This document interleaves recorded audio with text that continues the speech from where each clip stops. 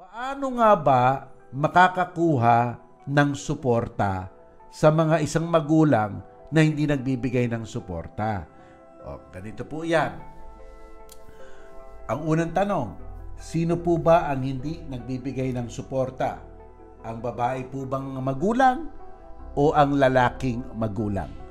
Kasi po kung ang babaeng magulang ang hindi nagbibigay ng suporta, pupunta po kayo sa korte at ipa-file nyo ang tinatawag na normal na action na petition to provide support.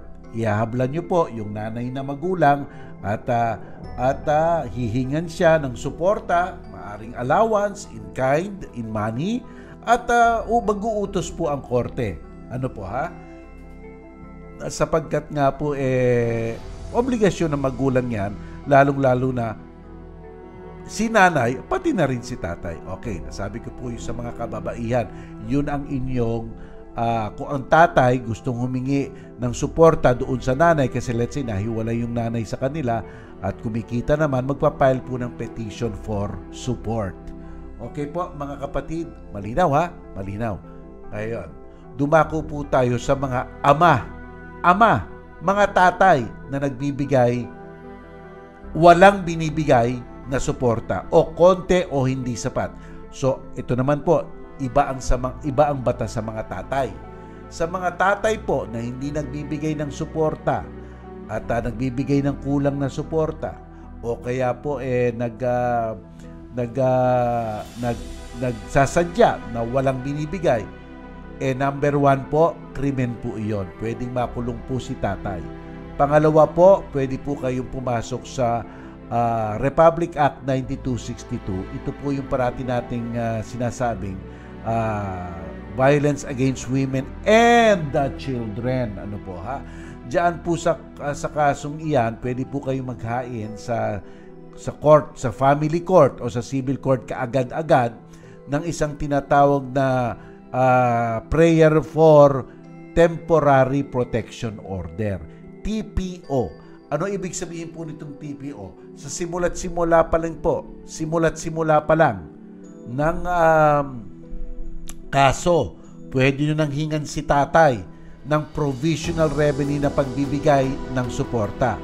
Number 1. Number 2 po, kahit hindi pa hinihintay ang pagkatapos ng korte, ito pong habang umuusad ang kaso, mabibigyan na ng suporta ang bata.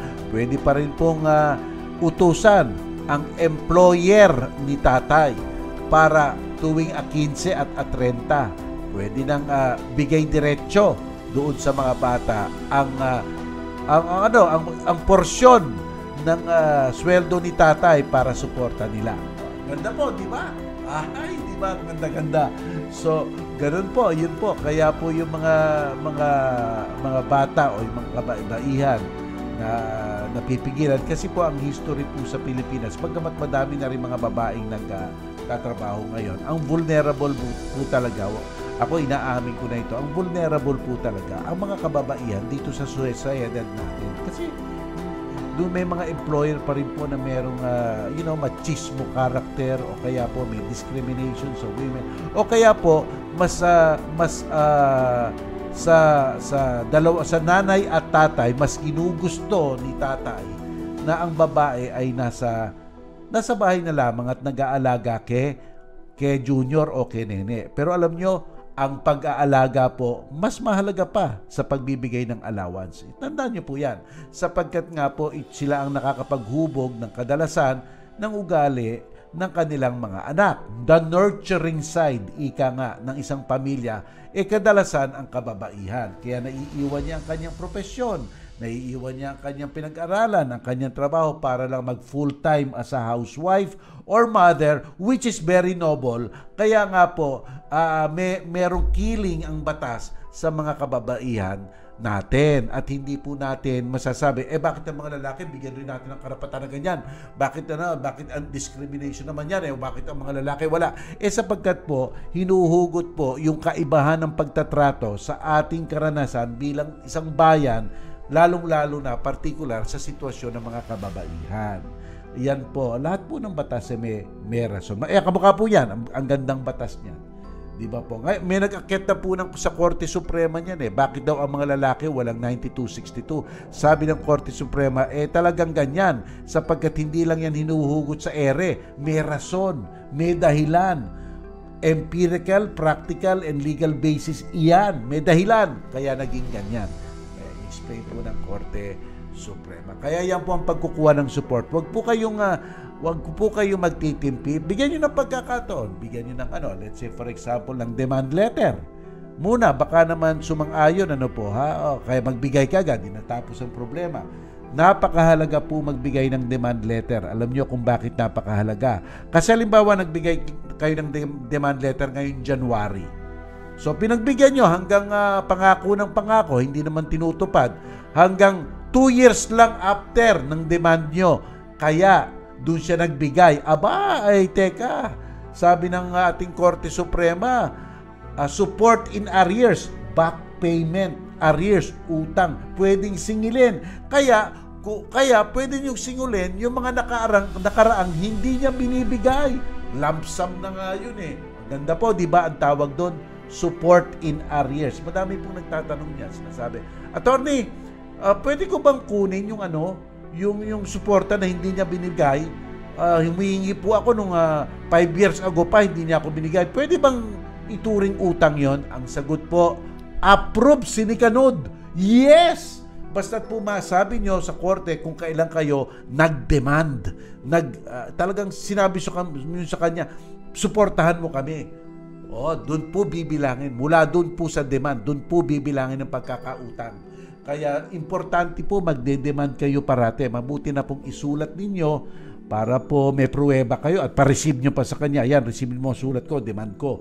So, if nag-demand kayo ngayon, then after 2 years niya lang binigay, may utang siya ng 2 taon. Di ba? Ang gandang sarap. Kaya po, dapat lang igiit ninyo ang batas kasi po, tinutulungan kayo ng batas. Ganyan. Di ba? Tinutulungan po kayo ng batas. Ang batas dapat tumulong. Yun po ang pakay ng batas. Dapat tumulong sa ating mga kababayan at sa ating lahat ng mga nanay. At ang suporta po, ang desisyon ng suporta, kahit na po desisyon ng Korte Suprema. Basta't nag-desisyon ang Korte Suprema ng support, yun po ay provisional in character lang. Kaya po, halimbawa, ngayong buwan, binigyan ng support na, let's say, 25,000 naman. Tapos, after 1 year, nagbago na ang presyo ng mga bilihin. Pwede pa rin po mag-file after 1 year na itaas yung 25,000. Hindi ho pwedeng sabihin ni tatay o ni nanay na, hindi, may desisyon na eh. Ito po ang desisyon sa korte. Isa sa 2 desisyon ng korte na nababago. Nababago po kahit na naging final and executory. Nababago po kasi ang tinutuon nyo dito, ang kapakanan normally ng bata, the paramount interest of the child. Kaya po sinasabi ng ating Korte Suprema, hindi nagiging dormant ang support at maaaring baguhin ayon sa pagbabago ng mga bilihin, ng mga gastusin. Di ba po? Kung 10 years ago, gumawa ng order ang korte ng support ng 1,000 a month, wala na po yan. Kaya po, pwede pa pong baguhin yan. Hindi po pwedeng sabihin ng kabilang panig, may desisyon ng korte, 1,000, hindi mo na, tapos na yan. May desisyon na, 1,000, hindi po. Nababago po ang desisyon ng suporta. Kahit na po desisyon ng Korte Suprema, pwede pong baguhin. At iyan po ay talagang ang patakaran dito sa paghihingi ng support.